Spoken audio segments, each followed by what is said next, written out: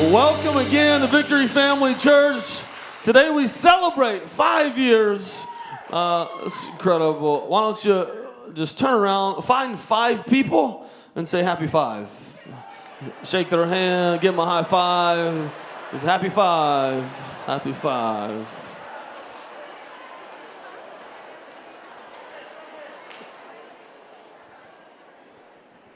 Man, 5 years is not that long. Let's be honest. It's not that long.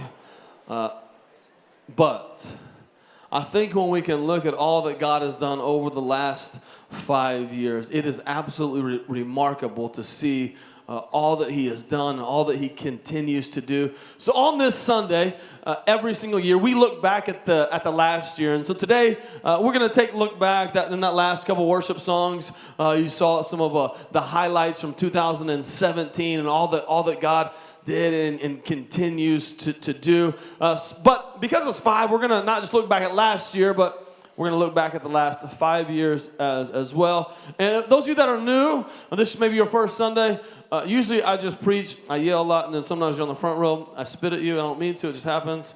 But today is kind of more of like a state of the union, like state of the church. This is who we are. So it's less of a sermon, but if you're new, I want to encourage you, you're going to get to know the heartbeat of our church over the next 35 minutes. As you know, if you were preparing for like a 5-year-old's birthday party, what would you do? Like you would look at pictures, and you have a little slideshow, everybody does that kind of stuff. It's cool. And so this last week, that's what we were doing. We were looking at pictures. The staff gave me a blanket. This is so cool. Staff gave me a blanket with all of our T-shirts. And so, man, it was incredible. So I love this huge. It's not my favorite blanket. I slept with it the last 3 nights. It's a true story. Am I lying, Christy? I'm not lying. I sleep with this thing. I love it because there's so many memories in such a short amount of time. So it's been a week where we cried a lot, which is fairly normal for me. We're very humbled this week. I'm grateful. But mostly, there's just a sense of being overwhelmed. And I think even today, before I came up, and I stand there and I look, and there's, you guys know we have an 8:30, 11:30, 1 o'clock too, right? I'm just saying. I look and I'm like, my goodness. Look at what God has done in such a short amount of time. I'm overwhelmed by the favor of God, but I'm so also overwhelmed by the people that He continues to send our way week after week. Look, I love our church, and from the beginning, as we've grown, we've built and built and built and built. Last 2013, we started in our old location, and then 2014, we moved in this location, and we remodeled it. At the end of 2015, we started a building project, and we built through all and finished in 2016. 2017, we just grew a bunch, and then here we are, 2018, about to build again, which we prayed. We prayed, God, increase our capacity so people far from you can come to know you, and those that know you can continue to grow in you. And boy, did He. And sometimes you got to be careful what you pray for because God will do it. So we were praying, and God began to answer all of our prayers. But all that we build and all we continue to do and all the places that we go, those aren't churches. And this isn't a church. You are the church. Like you and I together, like we make up the church. We are the body. Without the presence of God, this is just a cool concert venue. This is nothing without Jesus, but with Jesus, this is the house of God. And it's just like any other house. It's where His kids come together week after week. It's where we love each other, we encourage each other, we challenge each other, we grow here.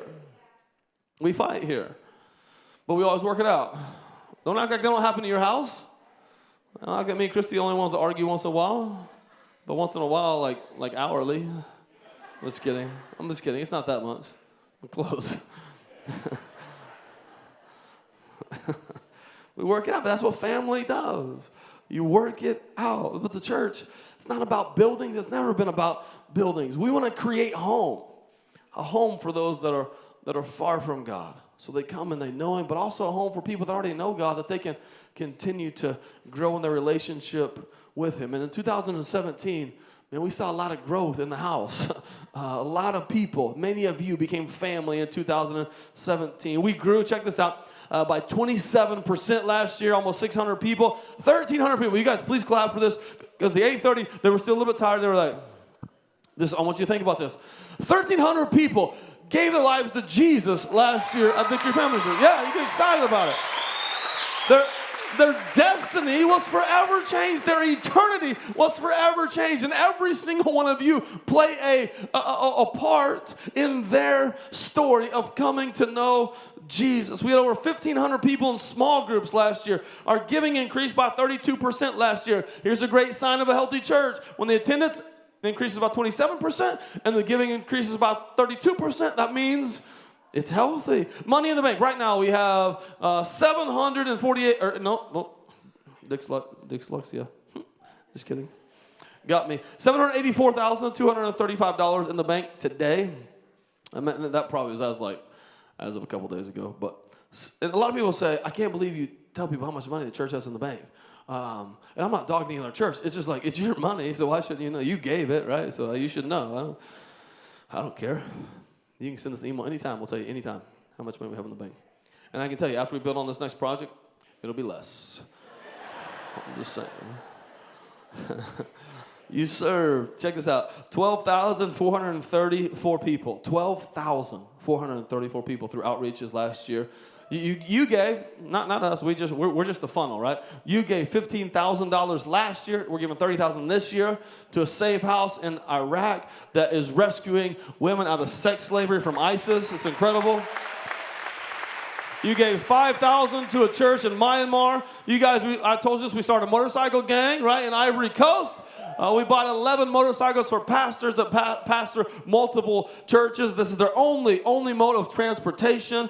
You got $13,500. You guys gave to public schools in Guatemala to have Christian curriculum. So every week in a public school now, these kids are learning about Jesus because of your generosity. You gave $6,000 to a missionary in Netherlands, $5,000 to a missionary in Wales, $6,000 to a missionary in India, $4,000 to a mission project in Kenya. You built 2 houses in Haiti. We bought 8 goats. My favorite stat of all, we bought 8 goats in Haiti for families, right? Say, what do you need? I say, some families need goats. Cool, here's some goats. In case you wonder, 8 goats cost $600. That's pretty cheap, I think, right? Mark, don't look at me like that. It's Haiti. They're cheaper there. You say Amazon Prime? I don't think that works. I don't think you can do that. It's a good joke. I'm adding that in the next two worship experiences. And then here's what's cool.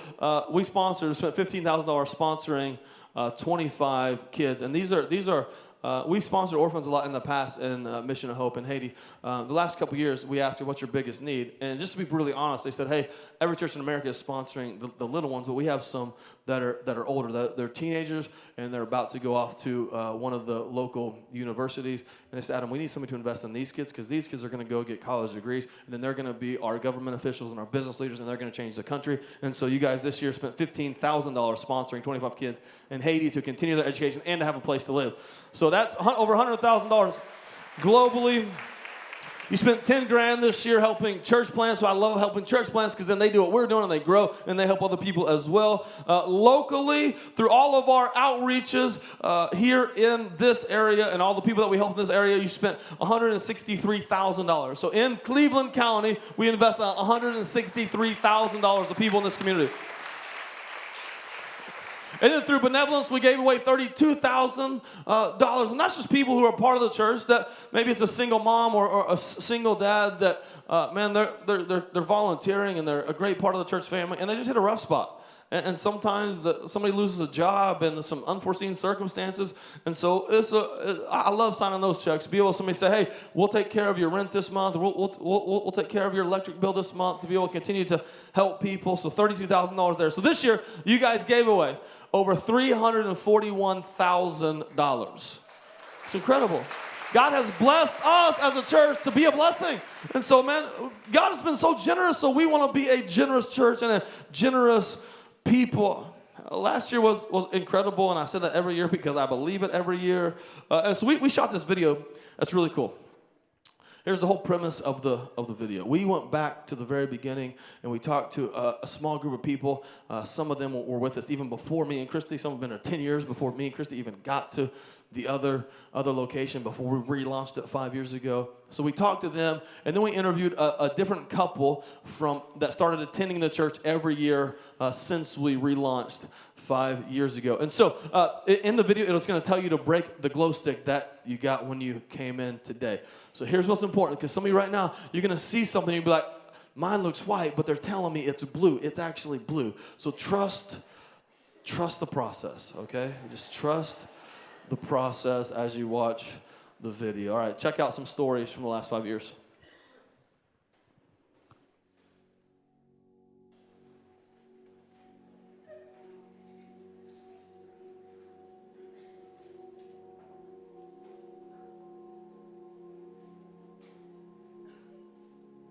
Five years ago, I remember sitting in a similar living room, similar house, just terrified.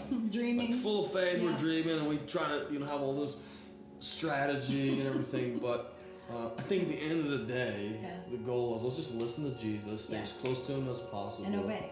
And obey. And then God has gone before us and really done incredible things. It's unbelievable. I think it's so amazing to look back and then to see where we're at and then everything in between. What do you think is like the most surprising thing over the last 5 years? Yeah, I don't think necessarily the growth. I thought we would grow. I think obviously Hobby Lobby donating the building is a huge part of our story. Right? An unbelievable blessing. But I think the thing that's been the most surprising is just the quality of people that God continues to send our way. I have a unique perspective getting to lead worship from the stage and look into the faces that are in the audience every single week. And you see people for the first time, and then you see them again, and you see them again, and you kind of see the evolution of their walk with Christ, and like watching them worship through moments of desperation that they're going through, whatever it might be in their life, but watching them worship through it. This has been cool. I think that from the very beginning, He has sent people, maybe because he knows we can't do it, but He said, I'm going to send you. And literally, almost every week, it's just incredible people that have said, we're not just going to be consumers, but we want to contribute. We want to be a part of what God is doing here. And so that's been incredible, and I love to watch and to celebrate those stories.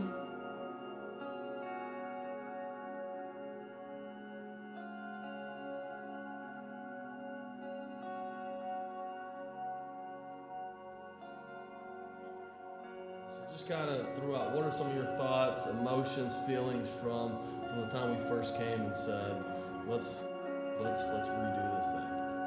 Here we go again. Explain that. What do you mean by that? I mean, like you said, we've been through so many transitions, and it's like, well, here's another one. What are some of your favorite memories over the last 5 years? Because I think a lot of people see 2017 or 2016, and they think, oh, that's probably how it's always been. But you guys have such a different perspective. So what are some things that may stand out to you guys that may not necessarily stand out to somebody that's newer? For me, you always say, prayer is the foundation of everything we do.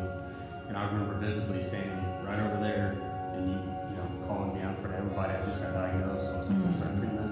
And you prayed for healing, and everybody came around and touched me and started praying.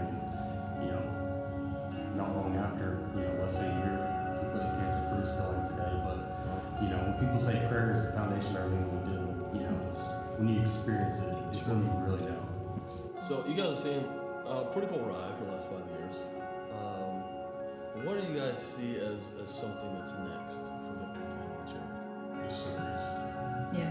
The things that are in people's lives. The deliverance, the addictions that have been broken.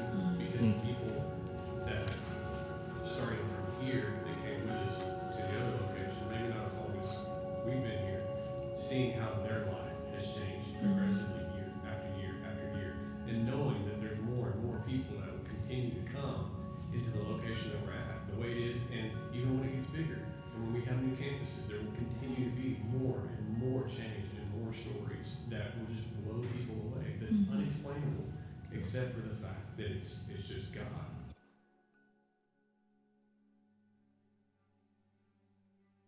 So you guys were with us from the very first Sunday, and then months later you gave your life to Christ. So kind of talk about your journey in accepting Christ and getting baptized. I was, of course, growing up Lutheran. I was baptized when I was 2 months old on Christmas, so don't remember any of that. And, you know, didn't have, my part wasn't in it. I were just, here you go. My life was pretty wild and reckless. And on September 22nd, 2013, we both were baptized here in this building together, right there. And, Right there. Right exactly there. And just a moment and a day I'll never forget. Just truly blessed to be where we're at now, to I where didn't we really were. wanna do it. It's just amazing. Why was it important for you guys to jump in and say, we don't just want to attend, we want to be a part of what God's doing here? Well, for me, meeting people too, you know, just building relationships, because that's kind of where we needed Christian relationships and people to hold us accountable. I love it. I love the people, because I volunteer in the check-in, so I get to meet so many people that I don't feel like I would meet. My main reason to do it was just to get to know people. And because if you're brand new to this church, the best thing you can do is get involved. Yeah. I mean, because that's how you meet people.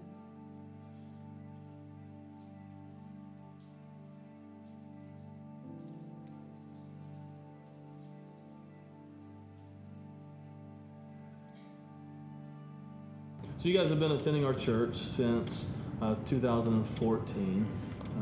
Today we're celebrating 5 years since we relaunched this church. So we've seen God do a lot of amazing things.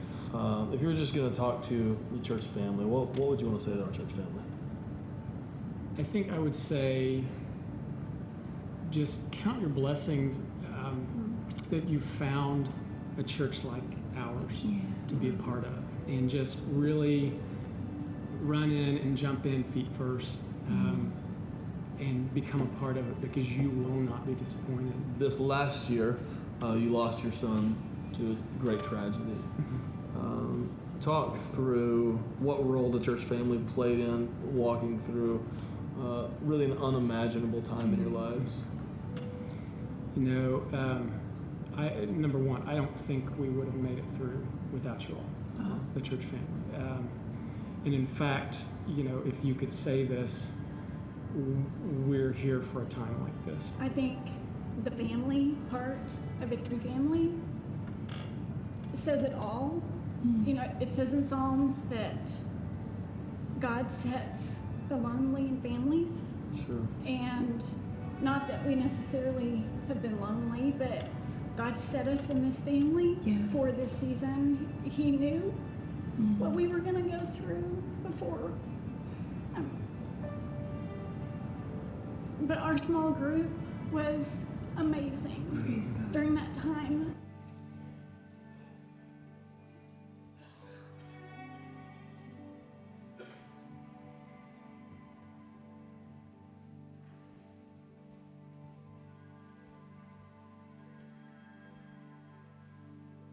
In 2015, you guys started attending Victory Family Church. What was it that brought you to our church family?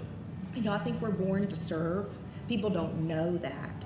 But that satisfaction comes from doing and not just being.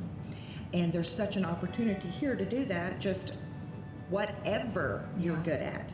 Whatever you're good at, you can do, and you're allowed to do that. And it's just wonderful. Tim, so you're a huge part in men's ministry and small groups. So kind of talk about why it was important for you to help come alongside and mentor men, and how those groups, the prayer groups and the men's groups, continue to grow.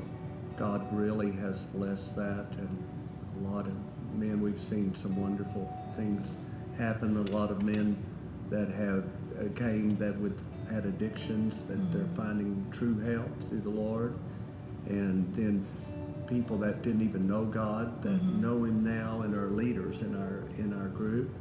So it's just been wonderful to see how God has worked through the men.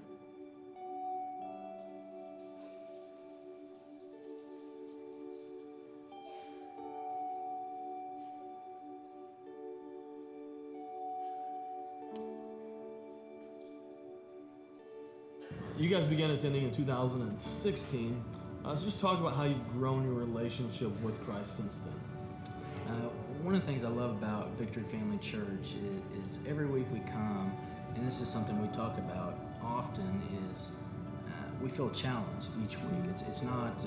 I don't feel like we attend and it's fluff and it's something that and maybe it's just me, but it's something that I can take with me each week and say, wow, that's something that I hadn't thought of that I need to work on. Tabitha, talk about maybe one or two things that maybe just in the last year and a half have just stood out to you that, man, I really like this, or I love being a part of this at our church. We did go on the Belize mission trip this year. And in my heart, I would say it was my first real mission trip because it was the first time that I really experienced getting to know other believers in our small group that we had that went, getting to really witness to the people there and getting to form relationships with the people there was truly an incredible experience.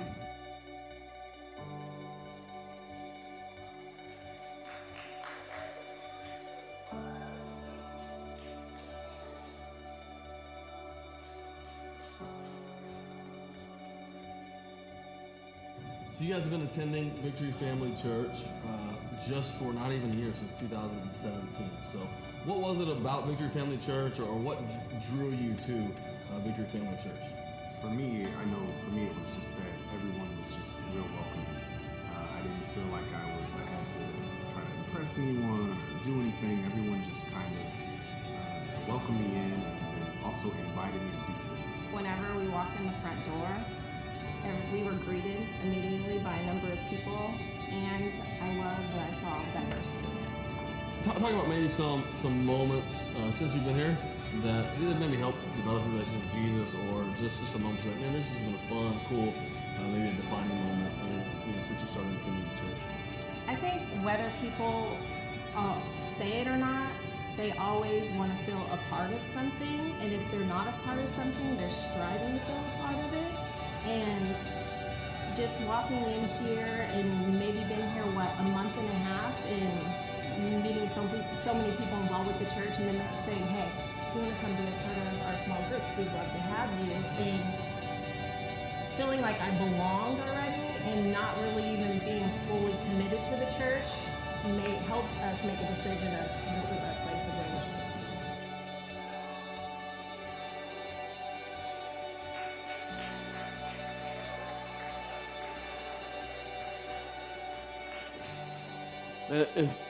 If you could just quietly stand all over the auditorium and just hold, whatever year you start attending, just hold that glow stick up in the air. I just want you to kind of quietly look around for just a moment. And I think if you can certainly see the yellows, the first years, and then the difference between that and last year, I think that's indicative of what we're going to continue to see. I believe with everything in me that God is not done, but rather we're just getting warmed up. I know this. Every one of these represents a story. And we do things like today and last week and last month and every worship experience for you. We do it so you can grow in your relationship with Jesus, so you can be challenged and encouraged and loved. But at the same time, we're not building for any of you. Well, we're building because there's thousands of people in our community that need to be holding one of these up next year. We're building because the stories that are yet to be told. We're building because right now there's still lost and hurting people. There's still marriages in shambles. People battling addiction like crazy. People that their kids are far from God. People that have lost hope. People that are hurting. People that love Jesus and have for decades, and they're just church homeless. They just need a home. So we build for the stories yet to be told. You can quietly be seated. A passage that I pray about literally every week.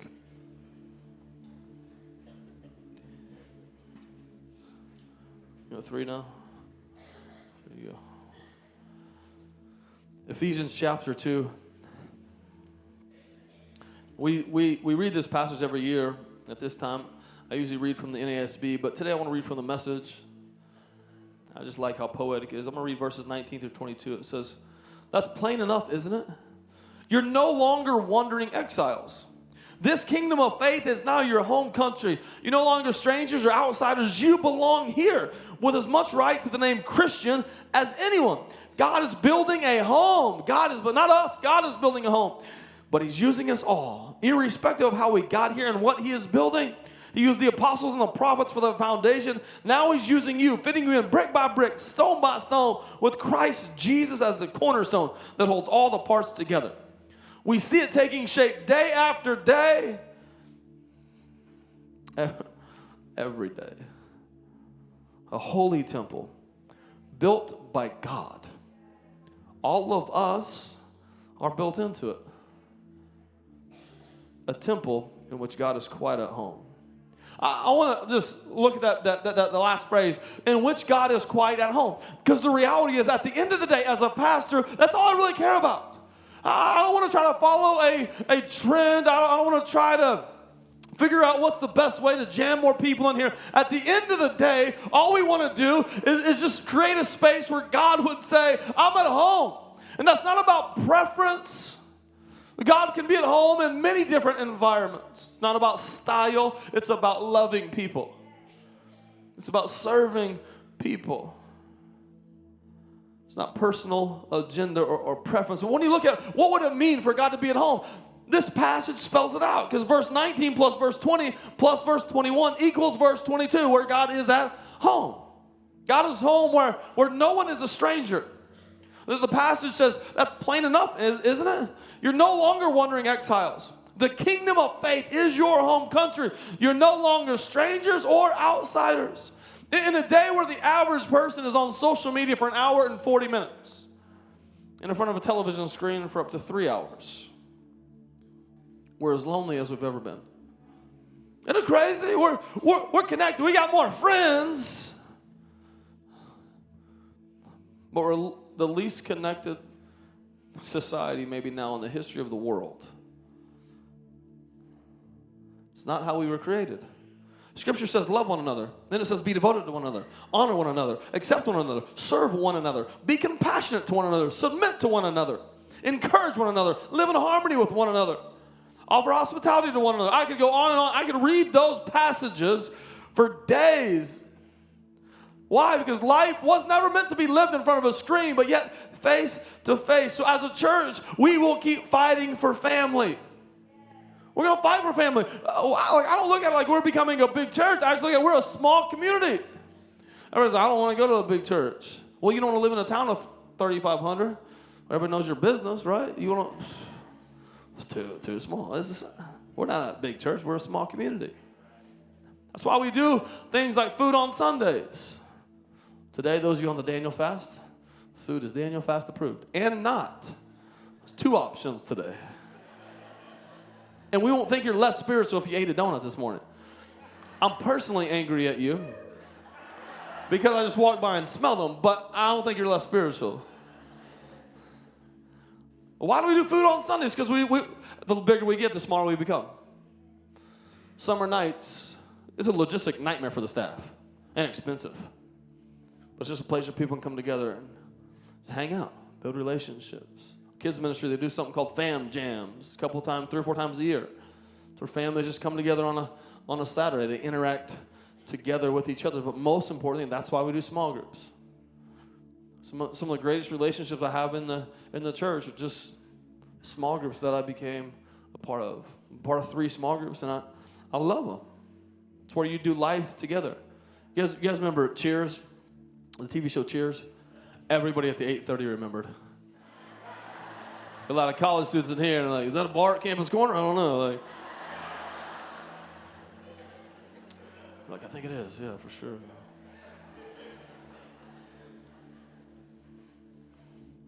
That little theme song, right? This is where everybody knows your name.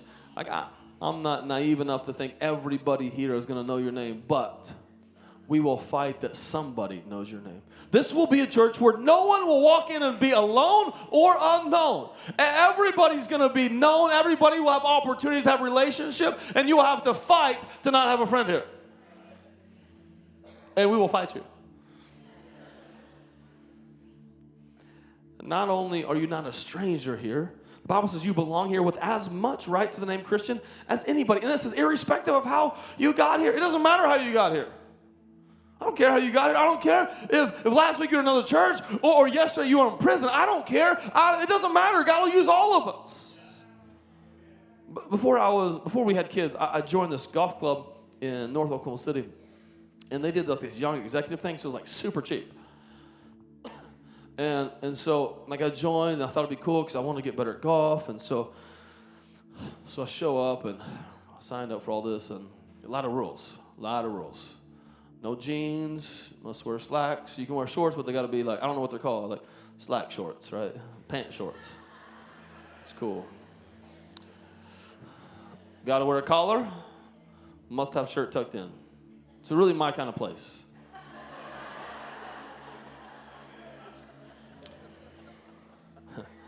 So, like I joined, I thought, man, this is gonna be cool. I'll meet a lot of people, and I found myself golfing by myself because they already had their thing. And I don't think any of them were bad people.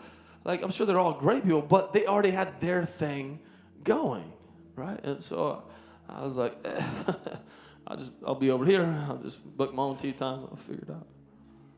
We will not be a church where the people that are already here have their thing. Because we're not a country club, we're the house of God, where it doesn't matter how you got here or when you got here, you're all a part. And listen, like I had to pay dues for this bad boy. You don't got to pay dues to be here. Like Jesus paid your dues to be invited into the kingdom of God. He paid it on the cross 2,000 years. He paid mine. He paid yours. It doesn't matter where you come from. It doesn't matter how you got here. Like you're all in. He paid them. He bought you the members only jacket. Booked your tea time. Too far on the golf thing? No? We're not doing our thing. I want you to know this. If you're new to this church, we're not doing our thing. We're doing God's thing. And God is doing his thing. And we're all just honored to be a part. And we're all sinners saved by his grace. There ain't one person. You come in here and you feel like, I don't know if I can belong here. There ain't one person better than you in this room. There ain't one person. And those of you that kind of thought, well, maybe I am. You're not.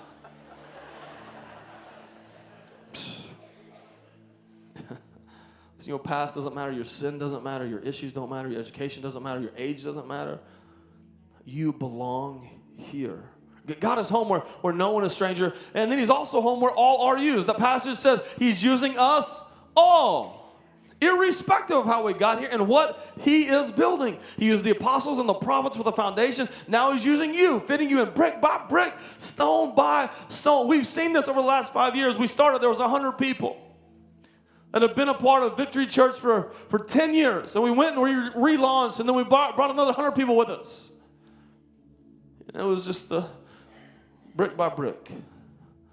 And man, those people, they've been through a lot. They had seen 10 different pastors in 10 years. And so they all thought, oh yeah, here we go again. One of them said, I thought Adam would be here until he got a better job. I got no other offers, but I would still have stayed here. No matter what.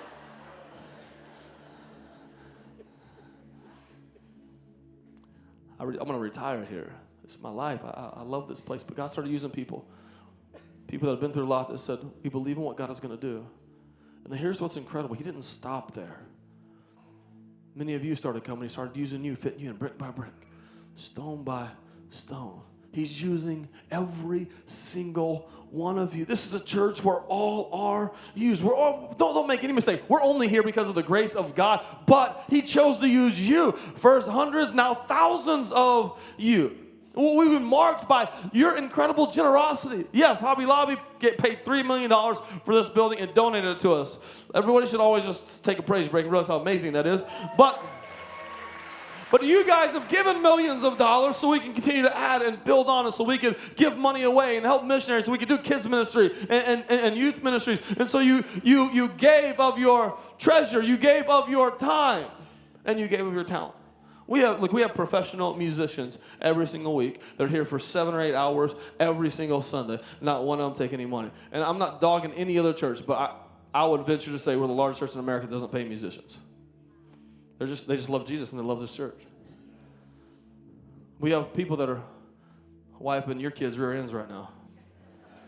Not because they like poop, but because they love you. I never met a volunteer that I love poop. Can I? And if somebody said that, we wouldn't let them volunteer. That's just weird.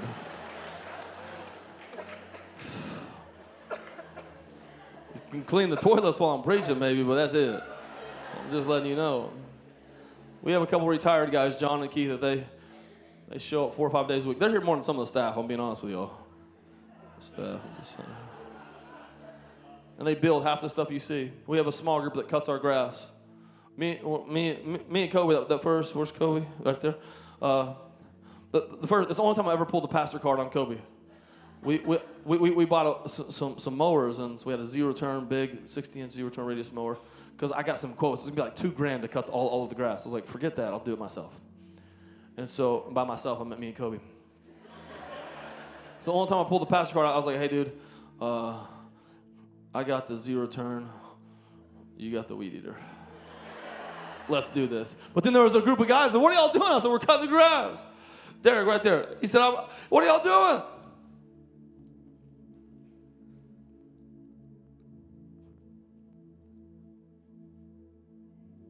He said, we'll start a small group and do this, and every week for 4 years they've cut the grass. And you think, how it saves us thousands of dollars, and it looks amazing. And I cry. I mean, I like Derek, okay, but I'm not like. I get emotional because that's the heartbeat of our church. There's small groups that pull the weeds. There's small groups that literally stand when the wind chill is below zero, and they get here at 6. They get here. Wait an hour and a half before I get here. Volunteers. They're putting flags on property that's not even ours. I love it. I asked him, I said, you guys put a flag down there? Like, we don't own that property. I'm like, well, let's just do it until somebody makes us move it. It's been like 8 months.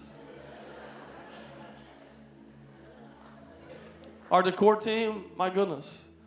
All the paint, all the walls, the volunteers. It's all volunteers. The Bible says we equip the saints to do the work of the ministry. You guys have heard me. I won't get into it. You guys heard me talk about the redwood trees. They're like 80 feet tall, but biggest trees on the planet. Gale force winds come, unfazed. Seas of them. Why? So you must think that the root system must go a mile into the ground, right? Huge. It's just a few feet. Why? Because they're connected to each other. Listen, if you've come to this church and you're like, I don't have deep roots in my walk with God, I don't have deep roots with relations, I don't have deep roots, I don't care. Just lock arms. Your roots are going to grow. You're going to know God. You're going to be discipled. You're going to be developed. But just we're better together. Rich Wilkerson said this. He said, if you aren't helping, you aren't helping. That's profound when you think about it. Like by ourselves, we can't do anything. But together, we're beginning, and I stress that. You may think this is great. We're beginning to see tremendous change happen. If you think 2017 was great, we're just getting warmed up. 2017 or 18 is going to be insane. First thing we're going to do is we're going to build a building right next to this. We're basically going to do 2 campuses on the same property. We're building a 500-seat auditorium. It's going to have exposed brick walls and chandeliers. It's going to be another auditorium. We're building another kid space as well. And so we're gonna do church every 45 minutes. So we'll do church here at 8:30, then there at 9:15, then here at 10, then there at 10:45. And we'll go back and forth. We'll do 6 or 7 worship experience in the same day. The reason why we're doing 2 instead of because remember we were originally gonna blow this wall out and have a huge auditorium because we felt like we gotta fight to stay small and stay family. We don't want to have one giant auditorium. So we're gonna fight and stay small. So I'll preach a lot. It'll be fun. I hope. So that's our first, that project's going to cost about $3 million. We're starting April 1, and we'll be done hopefully this time next year. And then the next thing that we're doing in 2018, really within the next 12 months, we may launch one right around this time next year, but Matt and Kobe, stand up. These are 2 of my best friends in the world. What are you clapping for? They haven't, why are they clapping for? You just stood up. Anybody can do that. What are you clapping? You guys have heard them preach. They're incredible men of God, and we're excited. Matt and Julie are gonna launch a campus in Newcastle, we're excited about. Kobe and Nikki are going to be launching a campus in Yukon, which we're excited about. You can see we have about 1,000, that number 1,023, that's the amount of people that are coming from that area here already. So it's a pretty huge number, not every week, but on a fairly consistent basis. And then about 615 people from the Tri-City area is coming on this campus. And so it wasn't just dots on it. You guys can sit down. It wasn't just dots on a screen, but really, you know, Matt lives in Blanchard. He has a heart for the Newcastle area. And when he first came on, we that was the plan. And then Kobe, a lot of it was just, man, pray and see where God's leading you. Because it wasn't just about what's the best area as much as it was where is God leading you. And so those of you that live in those areas or close to those areas, or even if you live here and you want to go help them, man, I want to encourage you to do so. As many people as we can send with them, the better. There's no competition here. Okay, there's not like, oh, stay here. I want you to. I don't. The more people that you can go, the better.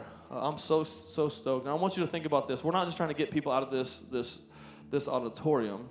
We're sending you out as missionaries to 2 communities. I want you to listen to this very, very carefully. In both of those communities, Tri-City area and Yukon, less than 50% of the people in those communities will be attending church today. So listen, it's all of the trends in these communities are less people know Jesus. And so these areas are ripe for a church like ours or for these incredible men of God to take some of you. And look, we're not sending you as just as, hey, let's go be a part of this. We're sending you as missionaries to your own community, where you work and where you shop, where you live, to go reach more people. It's not about kumbaya. Not about a country club. We're on mission. Like we're all like there's a lot of people that are dying and going to hell. Let's be honest. It is what it is. People say all the time, when are you guys going to slow down? When I die. Look, I'm going to be just fine. I'm going to be. But people that don't know Jesus, they are not. And they need somebody that loves them enough to say, I'll go and I'll help people know Jesus. Because at the end of the day, that's the only thing that ever matters. These communities need Jesus, so we're going. And we're going to tell them about Jesus. There's a stories campaign card in the seat back in front of you. This is about to be the lowest pressure building campaign you've ever seen and the shortest you've ever seen in your entire life. Unless this is your first time to ever be to church. That's the opposite. You have those of you that are part of the Stories campaign, you've already given to the building projects. This is not for you. But those of you that are new in the last couple of years, which most of you are, and you would say, hey, I know that I'm here because somebody sacrificed and gave so you could expand and you could be in this building.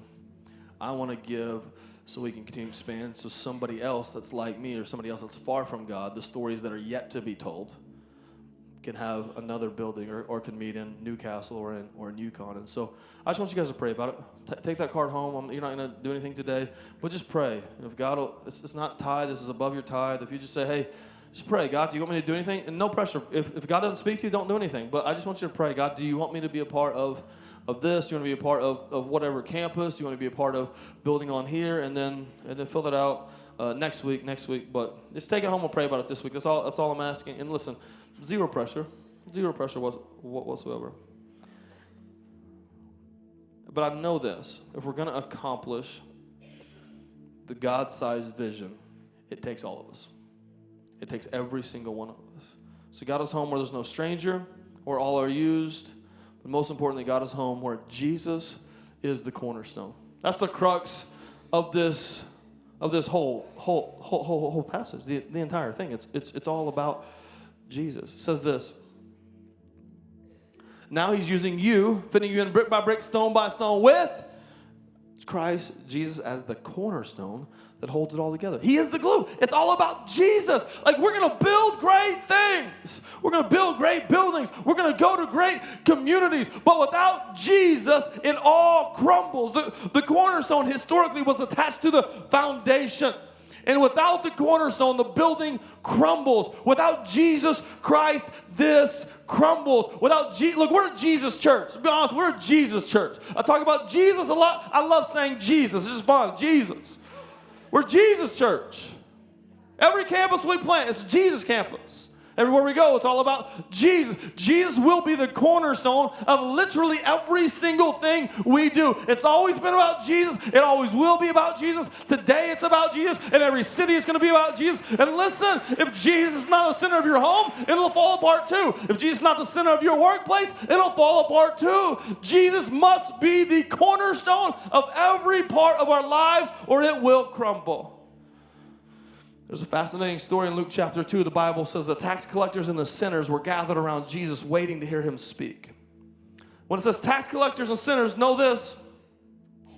They're the most despised people on planet Earth. Hang on every word Jesus had to say.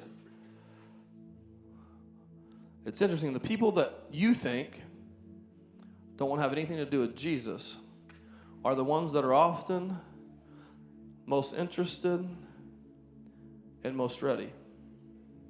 And if Jesus engaged, if he was engaged and comfortable with the worst sinners, maybe, it's a crazy idea, we should too.